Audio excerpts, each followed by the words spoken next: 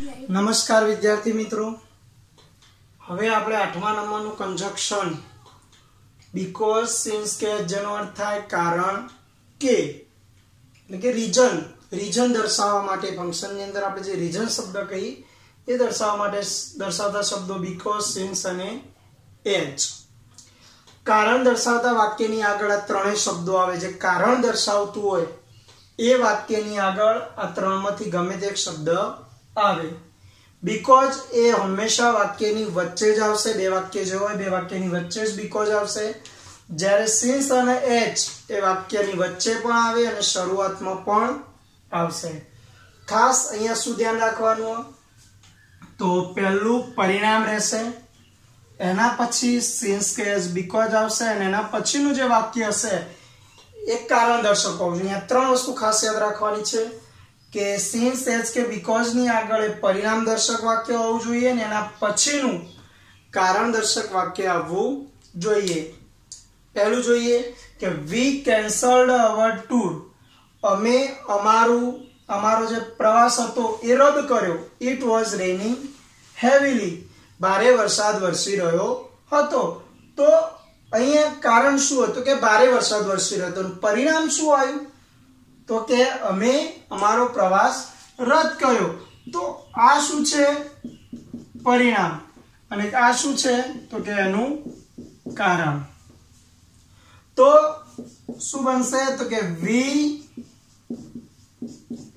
Cancelled our tour. Gujarati करवाथी जवाब तरत ज खबर पड़शे के अमे अमारो प्रवास रद कर्यो बिकॉज कारण के it was raining heavily. He is a nice boy. તે એક સારો છોકરો છે। We like him. અમને તે ગમે છે। તો તે સારો છોકરો છે। આ શું છે તો આ કારણ છે। અને પરિણામ શું છે તો કે તે આપણને ગમે છે, એનું પરિણામ છે।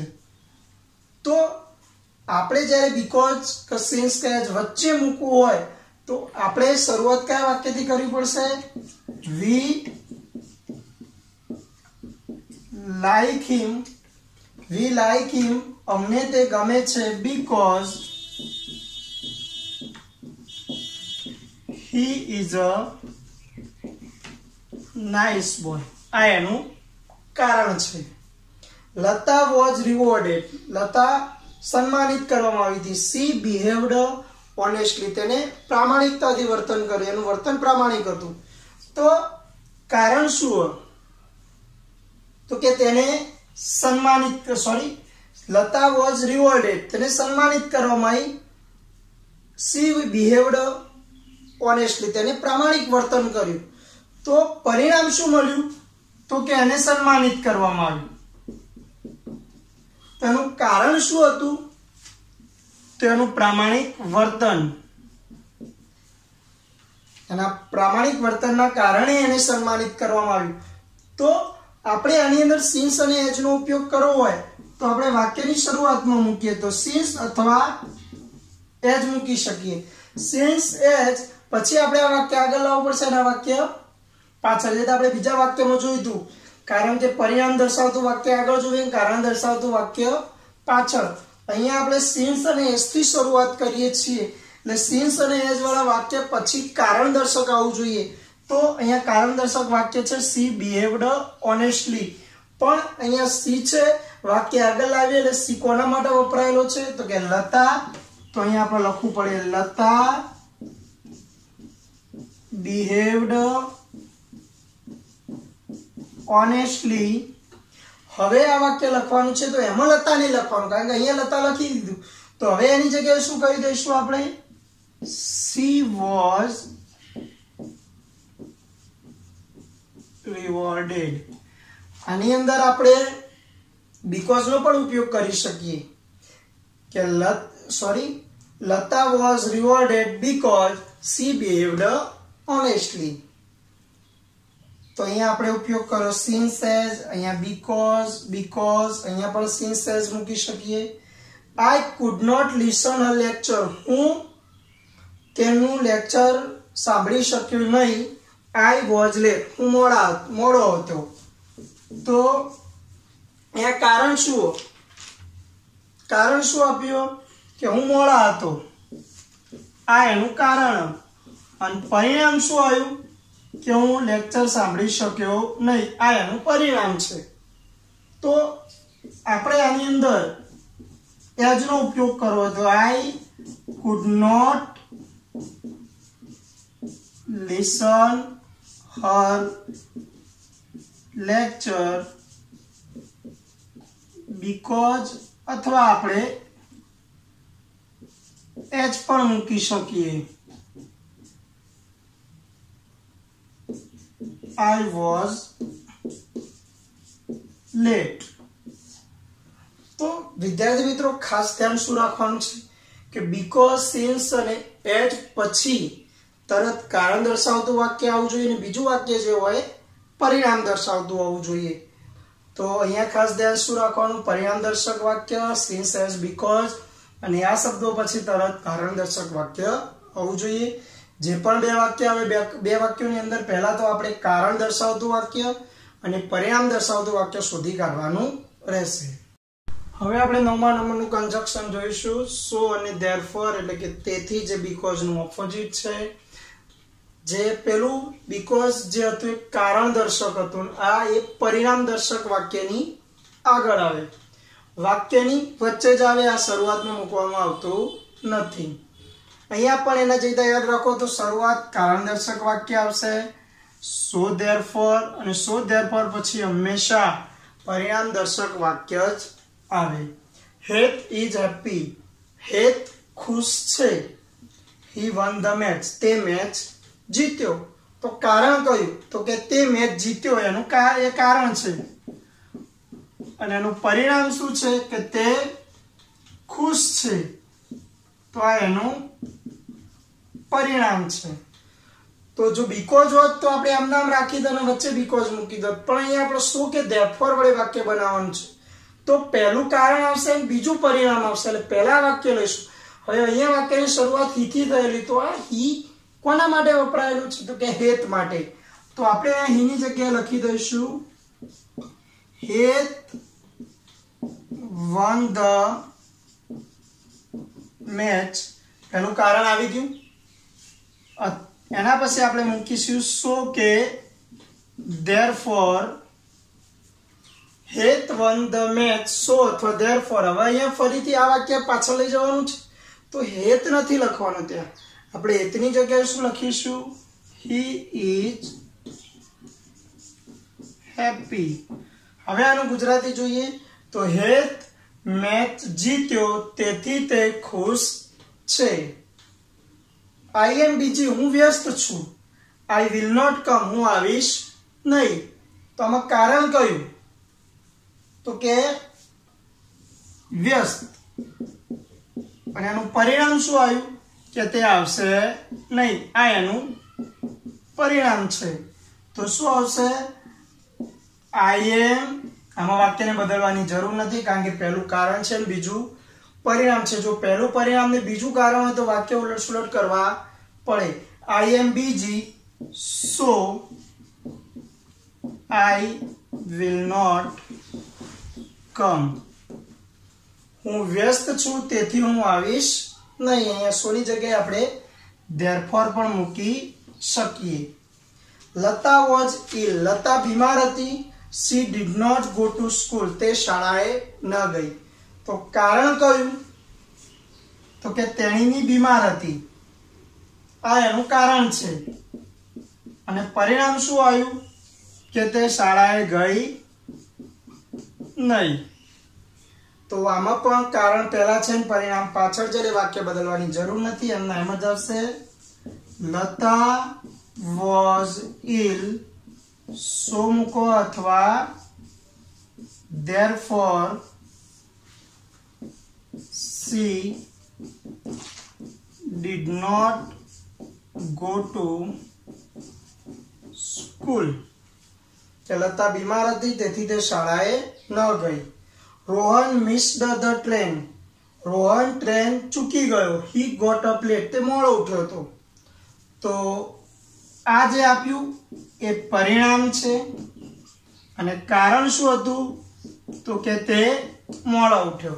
તો આમાં વાક્ય આપણે બદલવા પડશે. પહેલું શું લાવવું પડશે? He got up late. હવે હી ની જગ્યાએ આપણે શું લખીશું તો કે Rohan got up late. So અથવા therefore. હવે રોહન ની જગ્યાએ આપણે લખીશું અહીંયા he missed the train. Okay, આની અંદર યાદ રાખો કે ફંક્શનની અંદર જે રિઝલ્ટ કહેવાય એનો ઉપયોગ થશે.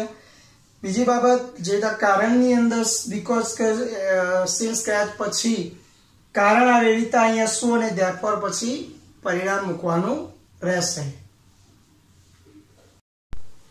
હવે 10મા નંબરનું સંયોજક જોઈશું. સો ધેટ નો અર્થ થાય જેથી કરીને. હવે સો ધેટ કેવા વાક્યની આગળ આવે તો હેતુ કે ઈરાદો દર્શાવતા હોય એવા વાક્યની આગળ મૂકવામાં આવે છે.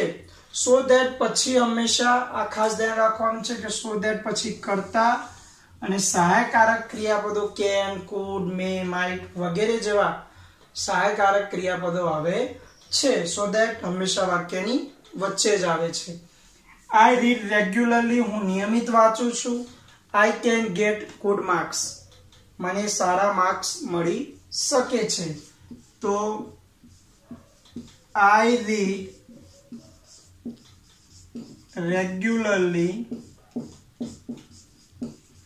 so that I read regularly. હું નિયમિત વાંચું છું જેથી કરીને I can get good marks.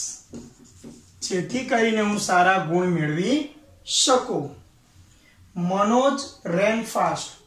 બીજું અહીંયા ખાસ ધ્યાન રાખો જો અહીંયા કર્તા અને એના પછી કેન સહાયકારક ક્રિયાપદ એટલે અહીંયા so that અને હેતુ શું તો સારા માર્ક્સ મેળવવાનો હતો. ઈરાદો શું હતો તો કે સારા માર્ક્સ મેળવવાનો. Manoj ran fast. મનોજ ઝડપી દોડ્યો. he could win the race. તે રેસ જીતી શક્યો. તો આપણે કહી શકીએ કે મનોજ ran fast. મનોજ ઝડપી દોડ્યો so that જેથી કરીને he could win the race. કે મનોજ ઝડપી દોડ્યો જેથી કરીને તે દોડ જીતી શક્યો. અહીંયા હેતુ શું હતો એનો? દોડ જીતવાનો. એનો ઈરાદો શું હતો કે જે રેસ હતી એ રેસ જીતવાનો. તો તે ઝડપી દોડ્યો જેથી કરીને તે દોડ જીતી શક્યો. 11મા નંબરનું સંયોજક સો ધેટ. આપણે આગળ પણ સો ધેટ જોયું જે બંને સાથે હતું. અહીંયા સો ધેટ જોઈ રહ્યું એની વચ્ચે જગ્યા રહેશે. સો ધેટ એનો અર્થ થાય એટલે કે પરિણામ દર્શક વાક્યની આગળ આવે. બીજું સો પછી તરત વિશેષણ આવે. ધ્યાન રાખવાનું છે. સો પછી તરત વિશેષણ આવે અને વિશેષણ પછી તરત ધેટ આવે છે. હંમેશા વાક્યની વચ્ચે જ આવે છે. Ramu is poor. રામુ ગરીબ છે. he cannot buy a new bag. તે નવો થેલો ખરીદી શકતો નથી. તો આનું બનશે વાક્ય રામુ ઇઝ. હવે આપેલ વાક્યમાં વિશેષણ કયું તો કે પુઅર. તો રામુ ઇઝ પછી અહીંયા આવશે so. Ramu is so poor. Ramu is so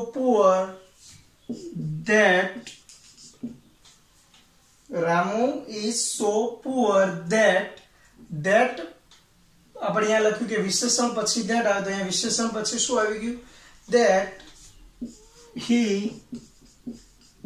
cannot buy a new bag. એનું પરિણામ શું હતું? તો અહીંયા કીધું કે પરિણામ દર્શક વાક્યની આગળ આવે તો પરિણામ શું હતું કે તે નવો થેલો ખરીદી શકતો નથી. એનું કારણ શું હતું કે તે ગરીબ છે. ગરીબ હોવાના કારણે એ નવો થેલો ખરીદી શકતો નથી. તો અહીંયા આપણે 100 ની પછી જેમ લખ્યું કે 100 પછી વિશેષણ, તો 100 પછી આવ્યું વિશેષણ પુઅર અને વિશેષણ પછી મૂક્યું ધેટ.